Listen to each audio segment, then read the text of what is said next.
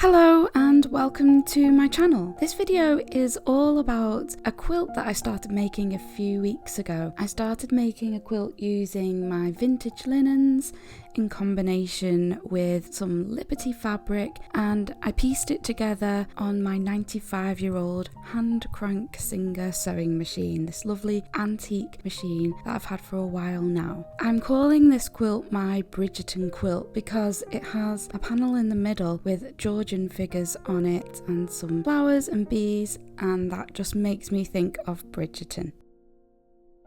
In this video, I'm going to add some EPP to some of the borders that go around the central panel in this quilt. So my first task is to think about what shapes I want to add, what shapes I'm going to use to create some EPP borders. So I've had a look and I'm just playing around with some jewel shapes, which are a bit like hexagons, but they have a point at one end and you stitch them together like you would stitch diamonds together. I'm also going to use some hexagons and maybe add some squares in as well. So because of how narrow the border is, I'm quite restricted really in what I can use and also how long I can make each of these EPP borders. So I'm using shapes that are all 3/4 of an inch in size. And that means, for example, with the hexagon, each side measures 3/4 of an inch, and with the jewel, each of the shorter sides measure 3/4 of an inch, and the same with the square. When I fit these together, they fit really nicely with a little bit of extra fabric either side of that border. When I've played around with it, I couldn't fit exactly the same down the side as well because it wouldn't join nicely and the hexagons would be orientated the wrong way. So I've decided to make two much smaller motifs for the sides of the border and two longer motifs for the top and bottom, and I want to keep everything really symmetrical. My plan for this quilt eventually, when it's finished being pieced together, is to get out my wooden frame that I recently purchased and to do hand quilting in a frame. So I don't mind having some blank space either side of the EPP motif because I will add some decorative hand quilting in there. That's my plan. This quilt really is a bit of an experiment type quilt because I've pieced it together on an antique sewing machine. I'm adding some EPP, I'm going to add some appliqué, and then I'm going to hand quilt it in a way I've never done before. So it's all just a bit of an experiment.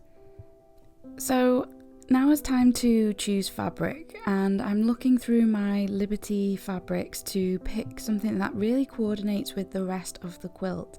So I'm looking at small florals in pinks and lilacs, and I'm going to use some solid fabric in there as well for the hexagons just to break up the design a little bit more.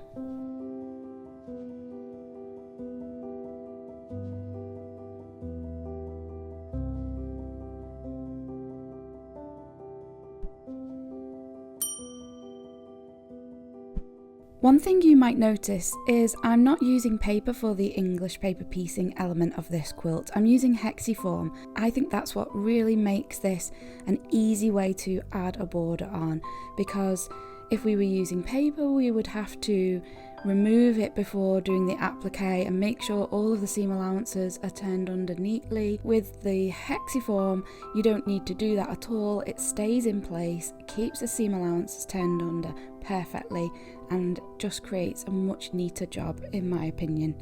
When it comes to basting the jewel shapes, it doesn't really matter how you do it, but it helps to do them all in exactly the same way, and that is so that you get a little flap at the end, a little dog ear if you like, and if they're all the same, all the flaps will be facing the same way, and it will just make it easier to nest them together. For basting the squares, it's really simple. With the hexiform you just put your shape fuzzy side down onto the wrong side of the fabric and cut around roughly with 1/4 of an inch seam allowance. It doesn't have to be accurate, and then I just baste opposite sides just to try and keep everything neat and uniform. I always use the Sewline glue pen for basting. It's specially designed for this job and I get excellent results with it every single time. For this design, the jewel shapes need to be sewn together into a rosette with all of the points meeting in the middle, and this can be tricky to do.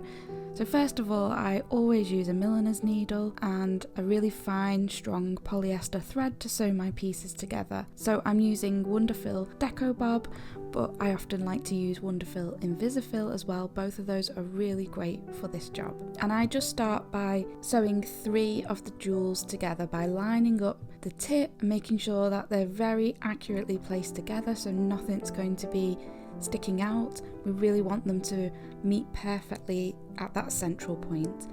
But instead of stitching from one end to the other, I like to start in the middle, taking a lot of care to make sure that that central point is matched up on both sides, and I stitch from the middle out to one end and then go back to the middle and stitch out to the other end. Now you can see how I nest the little dog ears flaps together. They slot in with them all facing the same way, and that just really helps you to accurately line up your shapes. So that's why it's a good idea to piece them all the same way. So my next step for this is to just simply stitch the hexagons and squares onto the rosettes just to create that entire row for my border, and it's just a simple whip stitch for these pieces and it's very straightforward, nothing tricky about it at all.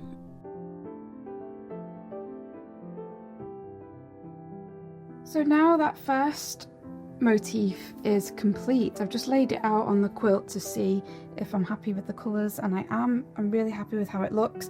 I'm happy with how it fits onto this top section as well. It doesn't go past these seams, which is nice. It just fits really well there. So I'm going to make another one to repeat it down here, so it's exactly the same colours, same fabrics. So I really like the way this is looking on the quilt. I think the colours match the fabrics that are already being used really well, and I'm excited to work on this some more to get the rest of the shapes stitched together.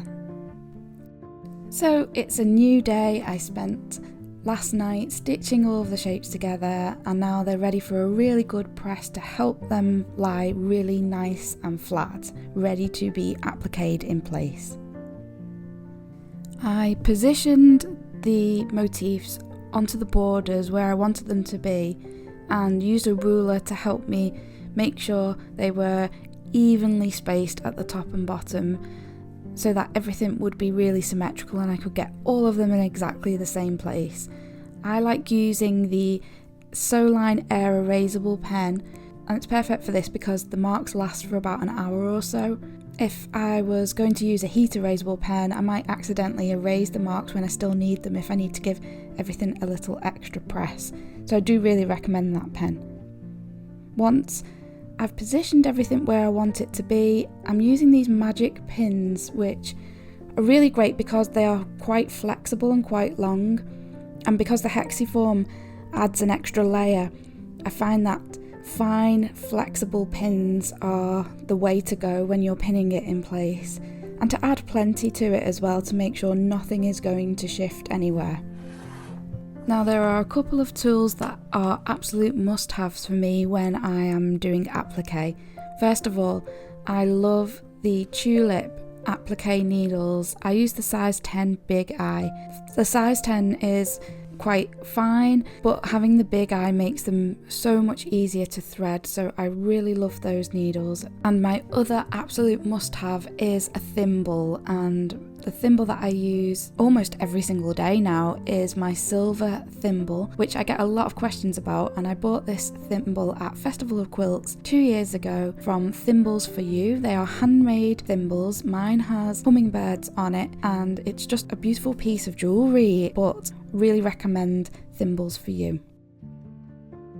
Again, I'm using the Deco Bob thread, and I just bring my needle out in the very edge of the shape that I'm appliquing down, then go back down in the backing fabric, and then just slide my needle across underneath to come out diagonally, and then repeat by going back down in the backing fabric directly opposite where I came up in the shape. If you stitch like this, your threads won't show hardly at all on the top, and you get a really nice neat finish. I really find stitching appliqué in this way to be so relaxing. It's really meditative, and it's lovely to see the piece really coming together as you stitch everything down.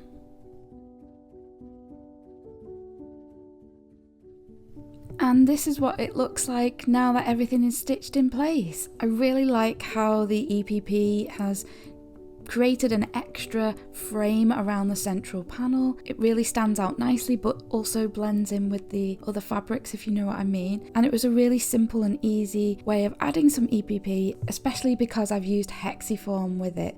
So it really eliminated lots of the steps and just made it really easy to just stitch together and sew in place. I'm also going to add some appliqué to some of the other borders in this quilt.